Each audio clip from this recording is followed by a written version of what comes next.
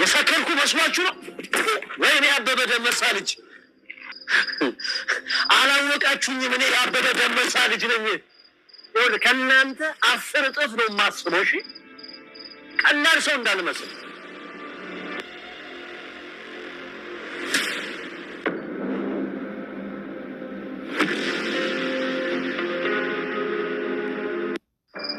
አንተ ደግሞ ማለት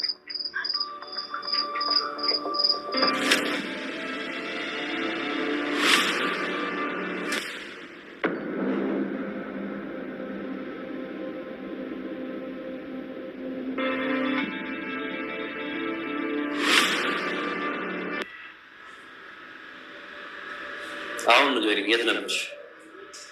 መድብላችሁ ነበር። መጀመሪያም እኔ ጠርጥሬ ነበር። የተረገም የሚገርምሽ እህትሽን ሂጂና አጣሪ ብላት ፈርታ ቀረች። አሁን ዝና ወረቀቱ ሊሰጣችሁ ሲል እየተከታተሉኝ ነበረ። ከዛ በኋላ ይዘዋገቱ ብታይ ቤት እንዳሰቃዩን በቃ ምንም ልነገር። እንግዲህ ለጌታም ጌታ አለው፣ በሰፈሩት ቁና መሰፈር አይቀርም የሚባለው ነገር አለና ዛሬ እንግዲህ አቶ ዝና ሲያጉራራ ሲዘ እኔ ነኝ ወንድ፣ ማን ይደፍረኛል? ማን ነው እንደኔ ወንድ የሆነ እያለ ሁሌም በሞገስ ላይ እና በብሩክ ላይ ኃይሉን እያሳየ ነበረ እንደምታውቁት ማለት ነው። ዛሬ ላይ ግን በሱ ላይ ኃይል የሚያሳይ ወንድ ልጅ ተፈጥሯል ማለት ነው። ያም ደግሞ የብሩክ ወንድም መድብል ይባላል ማለት ነው። እና በጣም እየተጎረረብን ነበረ ዝና ከዚህ በፊት እንደምታዩት ሁሌም ሞገስን እያሳቀቀው በመንገዱ በቃ በሁሉ ቦታውም እየተሳቀቀ ነው ሞገስ የሚኖረው ማለት ነው። እንግዲህ ዛሬ ላይ ደግሞ መድብል የዝናን ማንነት ዝና ምን እንደሆነ ሁሉንም ነገር ስለሚያውቅ ኃይሉም ጉልበቱም በዝና ላይ እያሳየ ይገኛል ማለት ነው። እንግዲህ እንደምታውቁት ማህሌት ለተወሰኑ ቀናቶች መድብል አግቷት ነበረ። ያገታትም ብሩኬ በመጥፋቱ እጇ እንዳለበትና ወይም ከዝና ጋር አብራ እየሰራች ስለሆነ ሚስጥሩን እንድትነግራቸው ነበረ ያገቷት። ነገር ግን ማህሌትም በጣም ብልጥናትና ነገሩ ልትናገር ፈቃደኛ አይደለችም። ዝናም በእርግጥ ሁሉንም ሚስጥር ለማህሌት አልነገራትም።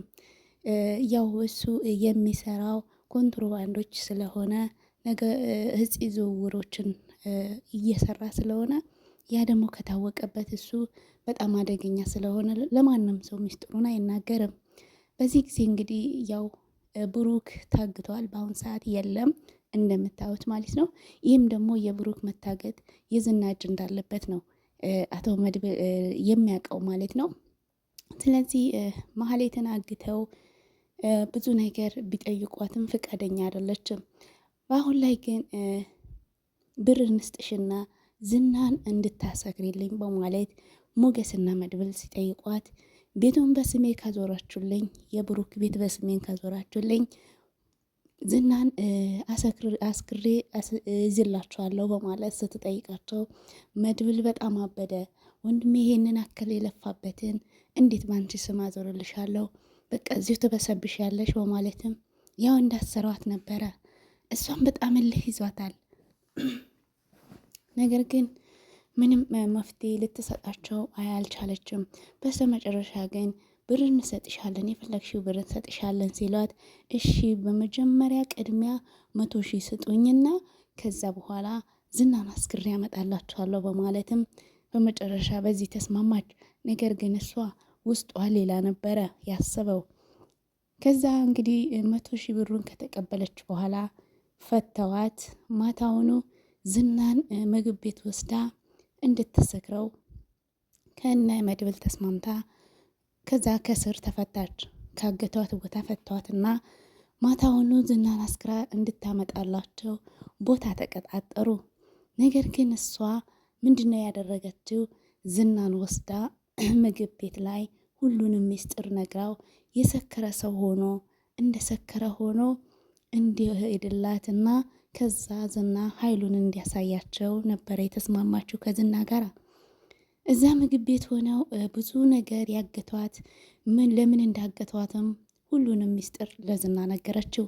ዝናም በቃ ሴት የሆንሽው ወንድ የሆንሽው ዛሬ ነው፣ ብልህ የሆንሽው ዛሬ ነው፣ እስከ ዛሬ ድረስ የሰደብኩሽም ይቅርበኝ፣ ዛሬ ገና ጎበዝናሽ አሳይተሽኛል፣ ስለዚህ እኔ እንደሰከረ ሰው ሆኜ እቀርባቸዋለሁ በማለትም ከዝና ጋር ተስማማች። ለመሆኑ ስንት ከፈሉሽ ሲሏትም ስንት ከፈሉሽ ሲላት ለመጀመሪያ ጊዜ 100,000 ከፍለውኛል በማለት ዝና በጣም በተግባሯ ተደሰተ። በዚህም ጊዜ ልክ እንደሰከረ ሰው ሆኖ ከዛ ደጋግፋ ከመጠጥ ቤት አውጥታው ወደ ተቀጣጠሩበት ቦታ ነበር የወሰደችው። ከዛ መድብልና ሞገስም ተዘጋጅተው እየጠበቁ ነበረ። ዝና ሰክሮል፣ ስለዚህ ይዘን እናግተዋለን በማለትም እነሱም በልበ ሙሉነት ነበር ወደ ዝና የቀረቡት። ዝና ነገር ግን አልሰከረም። አውቀው ከመሀሌት ተመካክረው ነበርና ልክ እንደሰከረ ሰው እየተንገዳገደ ሲመጣ መድብልና ሞገስ በጣም ተደስተው ዝናን ለመያዝ ወደሱ ሲቀርቡ ከዛ እንግዲህ ሞገስ ታውቁታላችሁና ደፋር አይደለም። መድብል ግን ደፍሮ ሄዶ አንቆ ያዘው። በዚህ ጊዜ ዝና ሰክሮ ስላልነበረ ቀድሞት መድብልን መታው። መድብል በዚህ ጊዜ ወደቀ። ልክ ሲወድቅ ሞገስም መድብልን ትቶ ለነፍሱ መሸሽ ጀመረ። በዚህ ጊዜ መድብል ትንሽ እንደቆየ አዘናክቶ ዝናን አፈረጠው። ልክ ዝናን እሱን ለዝና በሚመታው ጊዜ መድብል ማህሌት ድንጋይ ይዛ መድብልን ለመምታት ስትሮጥ ሞገስ ከዛ በኩል ብቅ አለና ማህሌትን መከላከል ጀመረ። ማህሌትን ካባረረ በኋላ መድብል እዛ ጋ ለዝና አፈር ድሜ ካበላው በኋላ ትተውት ነበረ ከዛ ቦታ የሸሹት።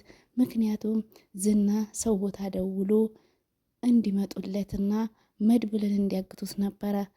ልክ መድብልን መቶ እንደጣለው ወደ ጓደኞቹ በመደወል መኪና ይዘው መጥተው መድብልን ለማገት እየተስማሙን ስለነበር መድብል ሰምቶ ነበረ።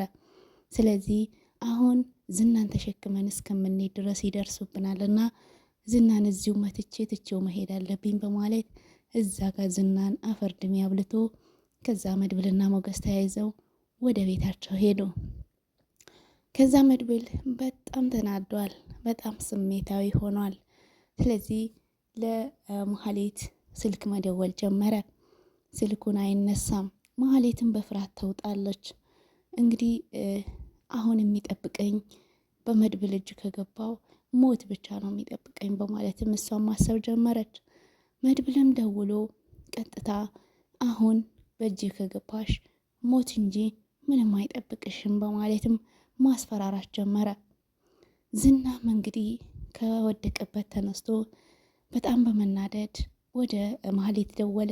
መሀሌትም ነይ እንገናኝ ብሎም ሲጠራት እኔ ፈርቻለሁ፣ መድብል አሁን ካገኘኝ ይገለኛል እንጂ አይተወኝም፣ ምክንያቱም ይሄ ነገር አንተን እንዲዝላቸው ነበር ያደረጉኝ፣ አሁን ግን ይገሉኛል በማለትም ፍራቻዋን ለዝና ገለጸችለት።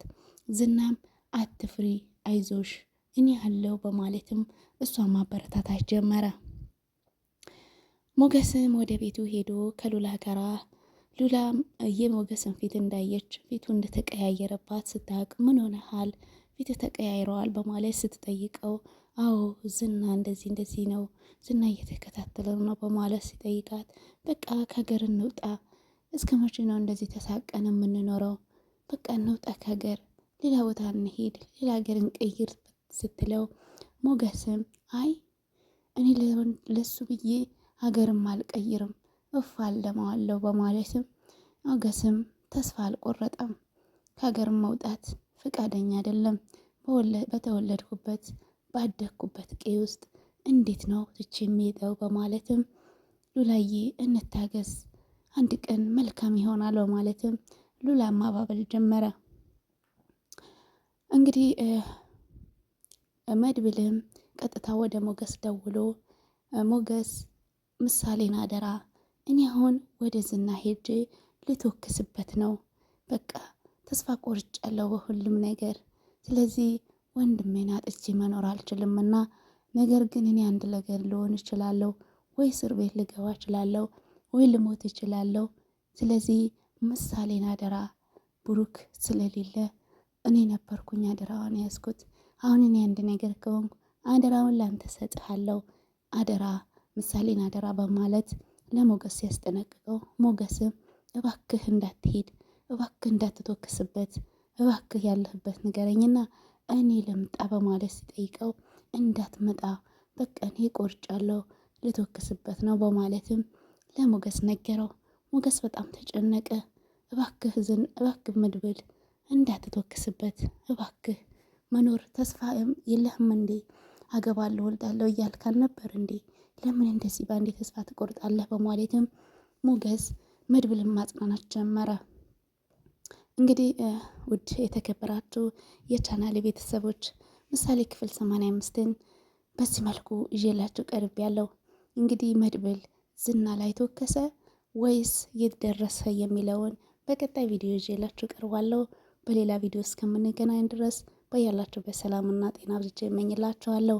ለዚህ ቻናል አዲስ ከሆናችሁ ሰብስክራይብ በማድረግ እንዲሁም የደወል ምልክቷን በመጫን ሁሌ የምለቀው ቪዲዮ ይደርሳችኋል ማለት ነው። ሀሳብ አስተያየታችሁን ደግሞ በኮመንት አሳውቁኝ። ለነበረኝ ቆይታ አመሰግናለሁ።